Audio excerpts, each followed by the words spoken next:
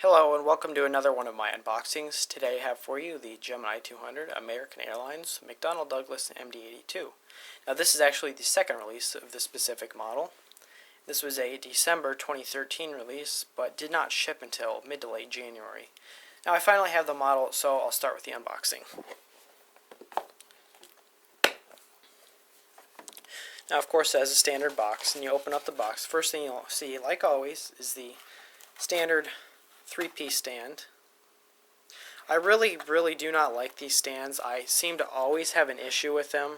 Either they break or there's just a weird issue that they don't stand upright, and I really do not like to put my airplanes on those stands because they seem to fall off, break, or the stands break.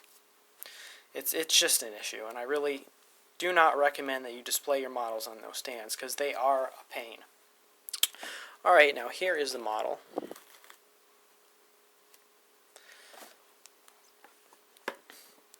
Now I understand the original release of this MD-80 did have an issue with tarnishing, and I'm not sure if this model has the same issue. I haven't noticed anything yet,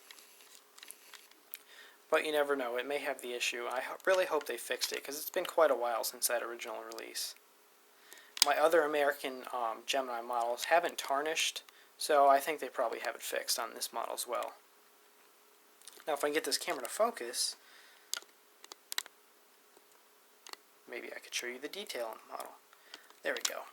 Now up front, of course, you have the cockpit windows, the front door, the nose gear, One World logo next to the door. Now one thing people were mentioning is that the nose gear doors were a little long. Now, I see what they're talking about, but I don't think it's really a big deal. Some people seem to be pretty picky about it and don't like that, and that's an issue preventing them from purchasing the model, but I personally think it looks just fine. Now, moving down the model, everything looks pretty good. There's no noticeable issues with the model. Of course, you have the American titles there, static ports underneath the stripes there.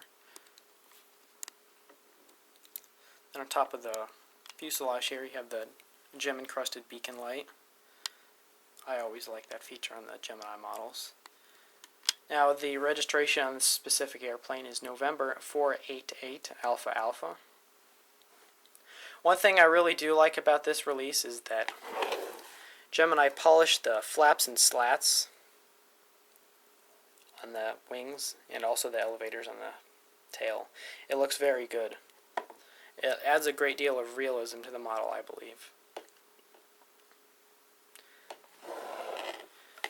Now you'll notice that this MD-80 does not have a black nose cone. Those are pretty rare anymore, but I still think they look pretty good. I'd like it if Gemini made another release of this model with the nose cone, the black nose cone. So that would look pretty cool. Now it also does not have the Super 80 logo up front by the nose here, but it does actually say it on the box. I didn't notice that until after I had the model on display, but it does not say Super 80 by the nose, and that's another older thing that you don't see anymore on the American MD-80s. Now I purchased this model from diecastjets.com, I believe it's called. It's just the jetphotos.net store, but they have another web address for it.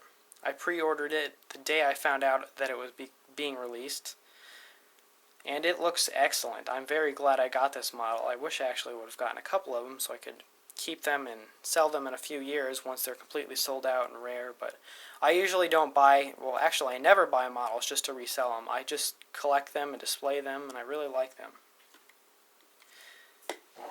Angle it here. Now this view gives you a very good idea of the detail on the model, I think. Gemini really did a very good job with this model, I believe. I highly recommend buying it. If you see it somewhere, pick it up. If you're considering buying this model, I'd really get it because it's going to sell out very fast if it is not already gone.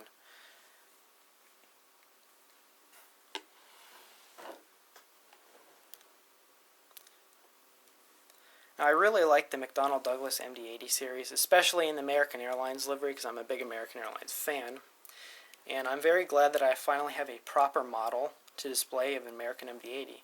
Now next I'd love to get TWA MD-80 by Gemini. I know they do not exist yet, but I emailed them and requested them to make one, but I haven't heard anything back from them yet. So we'll see if that happens.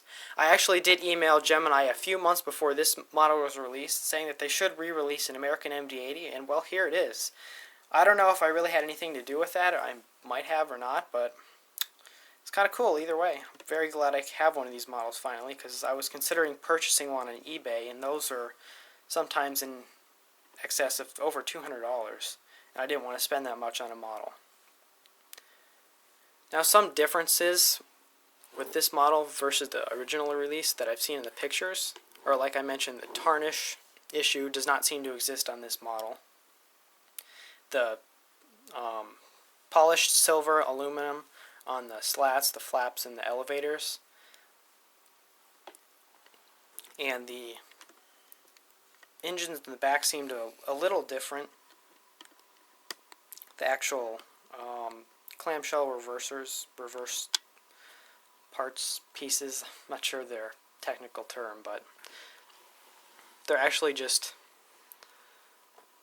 the original release had like a two-tone, I don't know really how to explain it, but if you see pictures of it, you'd know what I'm talking about. Overall, this is a beautiful model. I really like this model. I'm very glad I got it. And if you're considering purchasing this model, once again, I would really recommend purchasing it right away, because it will be gone very soon. I'm very sure of it. Thank you very much for watching.